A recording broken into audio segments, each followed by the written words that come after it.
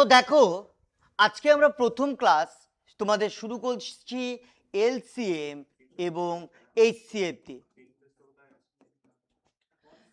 তাহলে এর আজকে প্রথম সেট ওয়ান এই পার্টটা আমরা করব লসাগু এবং গসাগু। তাহলে লসাগুর ক্ষেত্রে আমরা কি করব, আমরা ছোটবেলা থেকে লসাগু করে এসেছি।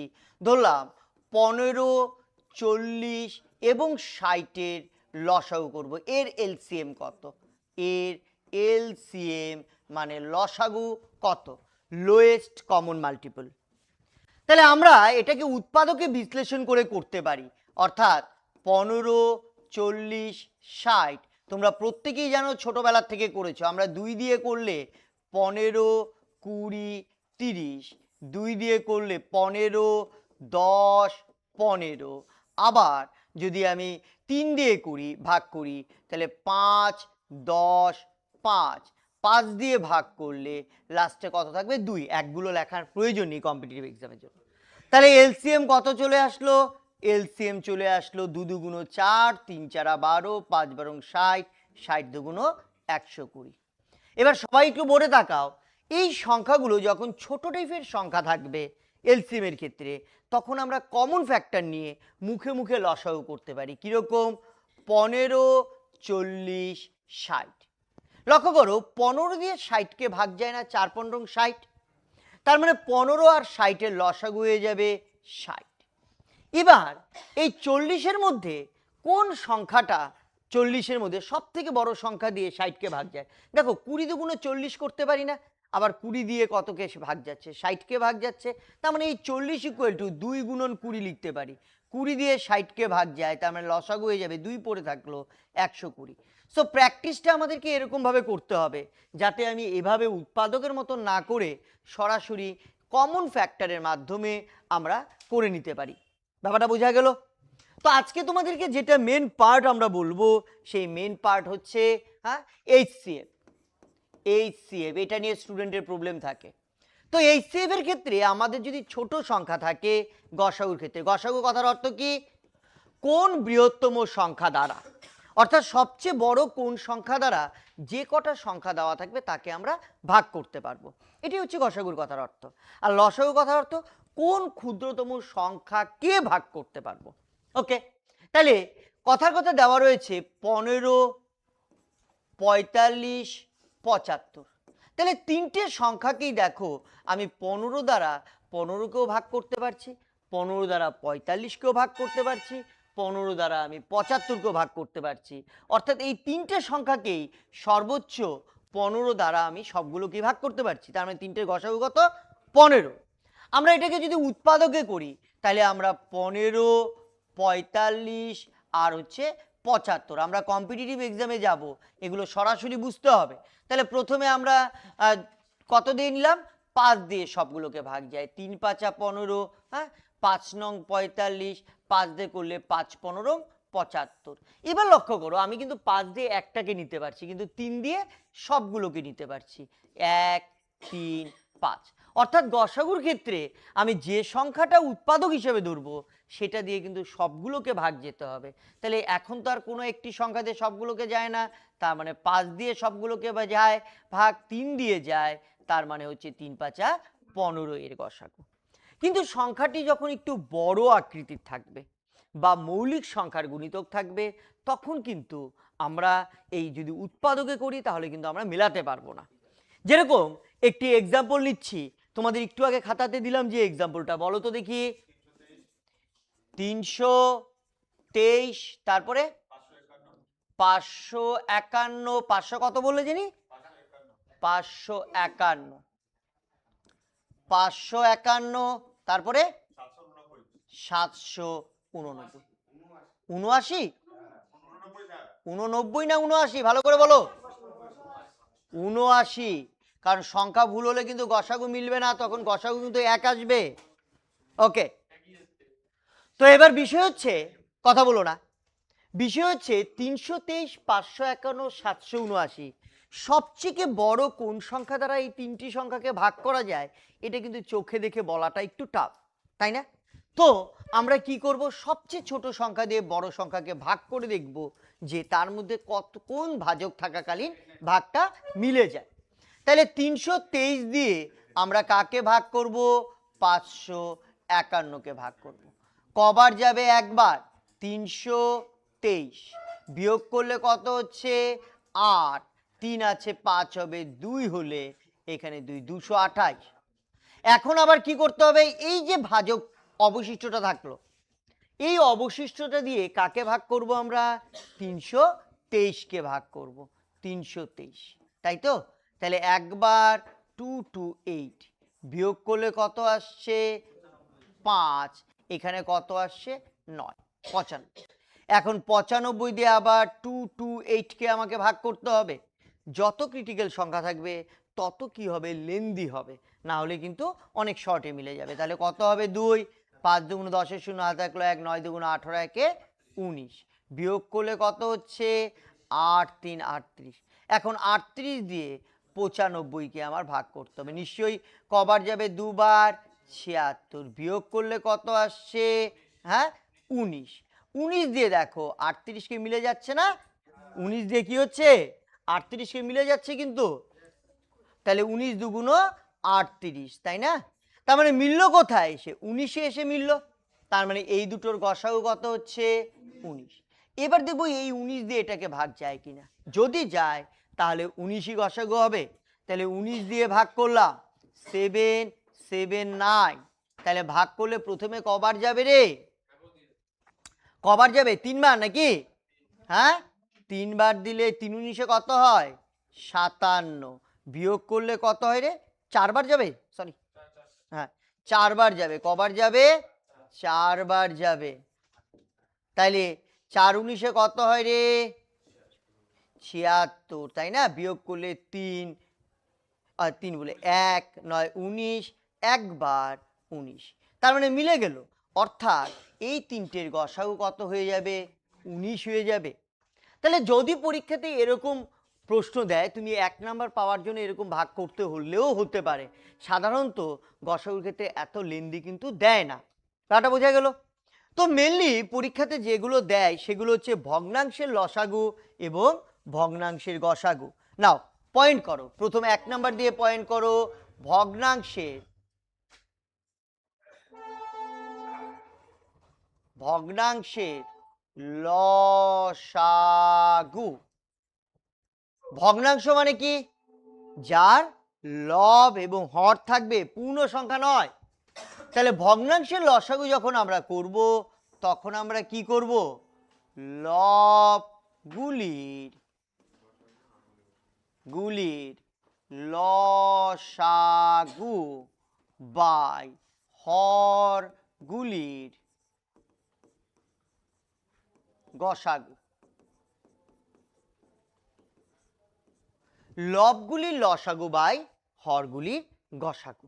লব মানে কোনগুলো, উপরের গুলো, হর মানে কোনগুলো, নিচের গুলো। একটা এক্সাম্পল আমরা নেই। এক্সাম্পল ধরলাম আমি 3/7, 8 বাই ধরে নিলাম 21, এখানে দিয়ে দিলাম 16/33। তো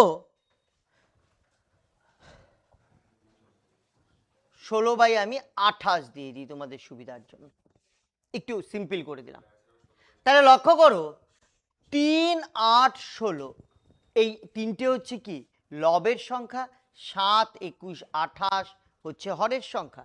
অর্থাৎ লবগুলি লসাগু করব, তার মানে আমরা কি করব, 3, 8, 16 এর কি করব, এলসিএম করব নাকি। 3, 8, 16 লসাগু কত হবে, 16 হয়। 3 দিয়ে কি 16কে ভাগ যাবে, কখনোই যাবে না। লসাগু হতে গেলে সবগুলো সংখ্যা দিয়ে ভাগ যেতে হবে, তাই না?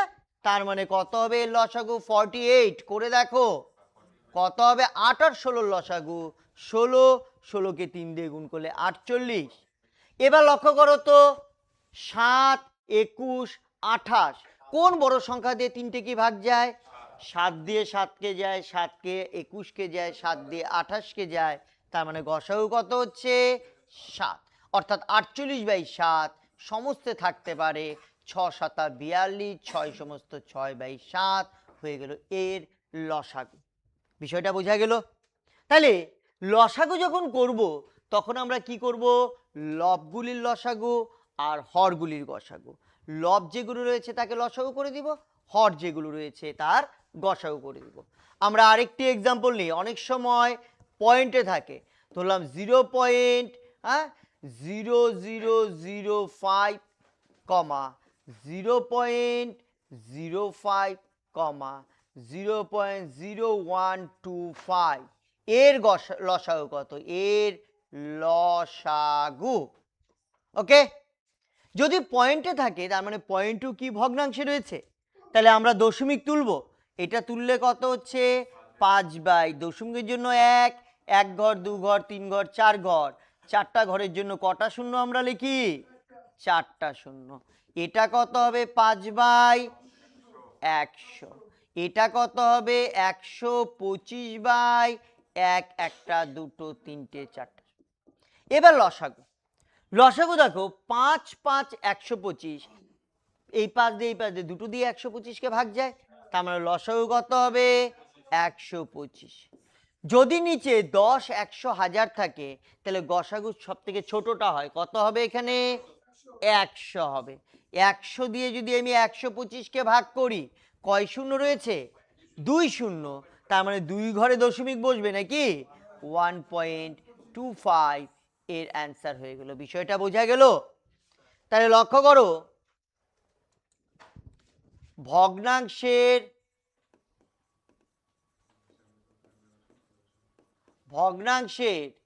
গসাগু, একটু আগে আমরা লসাগু করেছিলাম না ভগ্নাংশের, তার ঠিক উল্টোটি, অর্থাৎ লবগুলির গসাগু, লবগুলির গসাগু বাই হরগুলির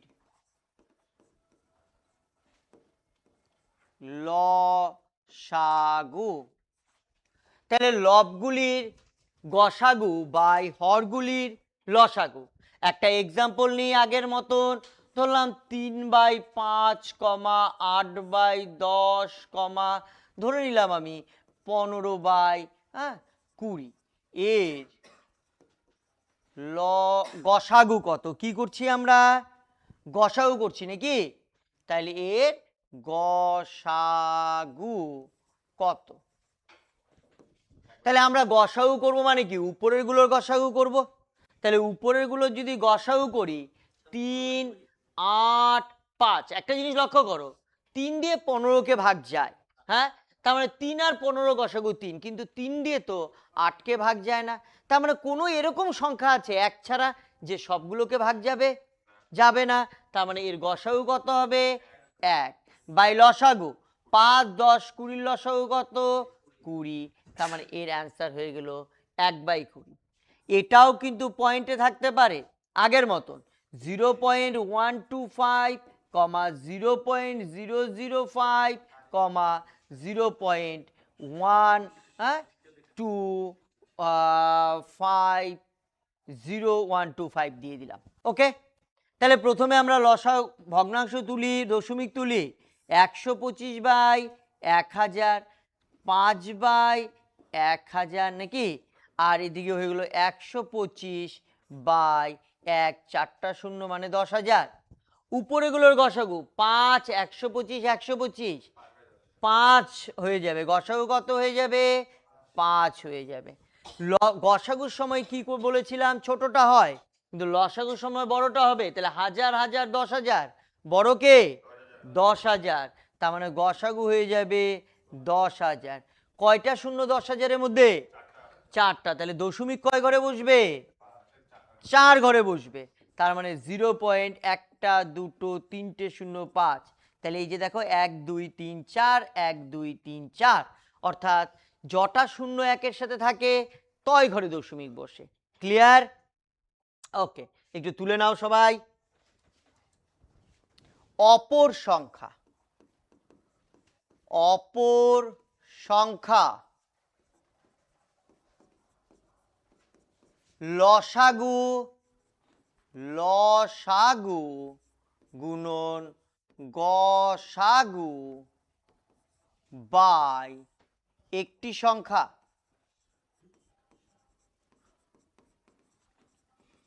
তাহলে অপর সংখ্যার ইকুয়াল টু কি? লসাগু গুণন গসাগু বাই একটি সংখ্যা। একটা এক্সাম্পল নাও, দুটি সংখ্যার লসাগু, দুটি সংখ্যার লসাগু 60 এবং গসাগু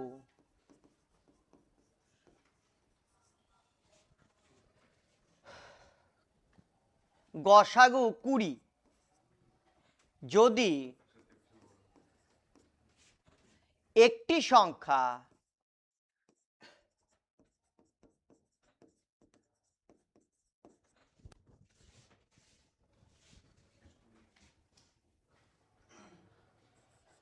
কুড়ি হয় তবে অপর সংখ্যা কত?